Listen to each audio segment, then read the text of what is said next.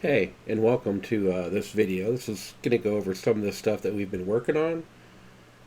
I've only got about 60 hours into this current build over the last few weeks. It took a while to get a lot of the back end stuff plugged in to where we could start building content on top of it.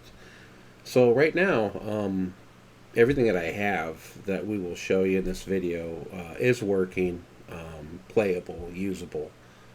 As we're putting these pieces in. Takes about 5 minutes or so to get every one of these little items made, put into a crafting table, things like that. So it takes a little bit of work. And I'm going to put this video in a few parts, snippets to try to make it quick. So just bear with me. A lot of this stuff is raw and in early development. So with that stated, let's move on to the next thing. Okay, so this is the chivalry skill. You'll be able to cast spells that are based off paladin abilities like in UO and other games. So the current spells that we are going to offer that work are Bless, which will raise all your stats by 5% to 15%. You can target other players with this one. You have Concentrate Ground. It does AoE damage wherever you cast it, and it'll sit there and pulse for a while. It lasts longer based off your skill, and does more damage based off your skill. And also does way more damage to undead than regular mobs. And it also heals nearby party members. Divine Fury basically works just like in UO. It increases your attack speed, and you get some stamina regeneration while you're have this buff effect. This is a self only, so it doesn't cast on anybody else. Then you have Divine Protection. This one increases the defenses of your target. So it's basically like a plus defense spell, and it works on anybody. And then you have Heal Wounds, and this one is based off your chivalry. The higher it is, the more it heals. And then you have Heroism, and this is like the higher end spell. It costs 40 mana.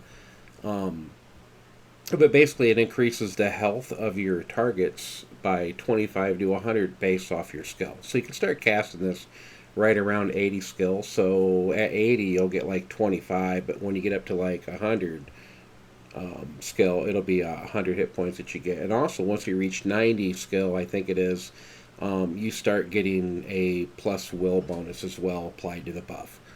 And then Smite Evil, who doesn't like that? This one does a lot of damage to undead, and it's practically worthless to anything else. And so these are the spells that you get to use as the paladin. In this part, let's talk quest. Currently, we are using the standard missions quest system, and we have a new one right now that I brought in. We've been working on it this weekend, and I've got most of the parts in, so now we just need to start making the quest and the things that come with it. But as a quick example, we got Jones and Hard here. He's a Dagger expert, and he happens to have a quest here called Dagger Practice. And so if I click this, I accepted the quest, and if I have any quests, I can right-click myself and choose View Quest, and it'll bring up my current quest that I have running right now. So he wanted me to craft 10 daggers. So if I come to the weapons here, and we'll go to dagger, and I'll go ahead and craft some. You'll see how it says 1 of 10 there popping up, and so on and so forth. And so if I view my quest log, you'll see that it actually changes and remembers that. I will get an option to just cancel the quest out if you want to. And you can see that they also have like 1 XP up top. That's the experience you earn for completing the quest. So basically, this is how the new quest system is going to operate. I can also make craft orders for every class. Instead of having the physical object, you'll just go up to an NPC and choose get a craft order. He will give you one, and you just have to complete it. And then once you complete it, you can go get another one, right? But he'll give you a random one.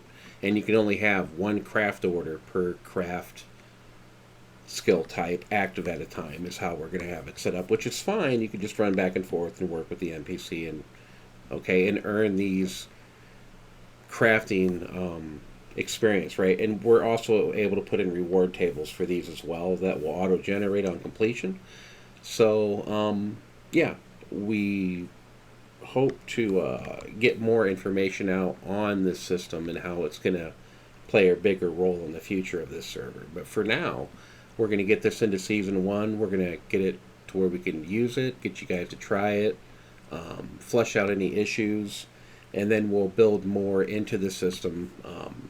And we're going to build the Paladin quest off this system. So that's why I'm just showing you how this stuff kind of works here. So again, thank you for watching this part, and then we'll move on to the next. Yes, this part. Set items. We're currently have a set item system in place that will allow us to do just about anything. Give buffs to the player, augment the way skills and powers work, things like that. The goal is just to put some fun stuff in to have different build diversity. So we're really trying to push the limits on that in the LOA environment. So with that stated, set items. I'm going to go ahead and show you the Holy Vanguard Plate Tunic. It gives you all the information here. It says wearing this set provides you with a 200% damage bonus with Consecrated Ground, but reduces the healing provided by Consecrated Ground by 90%. Consecrated Ground will heal nearby players and allies, but with this on, they only get 10% of that healing. It's basically trash. But you get more damage. I mean, who doesn't like more damage? Anyways, you only get this when you're wearing the full set. Right now, I'm only got 2 of the pieces on, and I got this helm on. So when I put this helm on, you'll see a few things happen here where it says the spirit of the old gods embraces you, a burning holy radiance fills your soul. And I also get a little buff icon up here for the Holy Vanguard set, saying a powerful feeling of holy radiance stirs inside you, ready to expel those who fail to heed the light. So yeah, basically in the code when I do Consecrated Ground, it checks to see if I have the set on, and I do, so it'll do what it needs to do to augment the way the spell works. And so, yeah, this is pretty much how set items work. We're capable of making 7-piece sets if we wanted to, but I don't think we need to be that crazy, right? Just some fun, interesting things. We hope to get more of these put in per season type here. It gives us time to develop the stuff and get it in. But basically, you're going to get some set items. They're not going to be uber OP, oh my god, but they might be build changing or something you want to try, right? And so that's what we're trying to get into place here. So we do plan on having a few of these come in here, so expect to see some sets in the game, and we'll explain how to get those in a later video. In this part, I want to talk about item properties and ways that you can see how they are on items, instead of having to like have a website to go to figure out what the hell something's doing. And we have really bad descriptions on a lot of these enchantments. I went ahead and created an item properties window. So any item that's a set item or has magical properties, if you right click it, you'll get an enchantment information, and you'll get a window here, and it tells you that, well, it's a set item, and it tells you what the set item does when you have it equipped. It also says it right here on the thing, right? But you'll see how this works with other items. Let's say I wanted to look at this this order staff of summoning, right? And if you take a look at it, it has enhanced summoning 26%, house from beyond 43%, and mana regen 3. You know what one of those do right now, but if you were playing on our server, how would you tell? So if we do the enchantment information, it's all listed right here. It says House from Beyond causes summon hounds to deal increased damage. So while having the staff equipped, your summon hounds do more damage. The enhanced summoning, it says enhanced summoning alters the power level of spell summon companions, increasing health, attack damage, and defenses of all summoned pets. So Yeah, you can see that we do have new item properties, and we can add more, and you can just read what they do by examining these items. And this one right here is the one that alters Fireball. We got three new enchants for Fireball, which is Empowered Fireball. This one basically adds damage to your Fireball. Um, the Fireball damage increase. It's a This one is just a percent multiplier, so if you would do 10% more damage, let's take a look at it here. This one says that the fireball damage increases 15%, so it'd just be 15% more damage.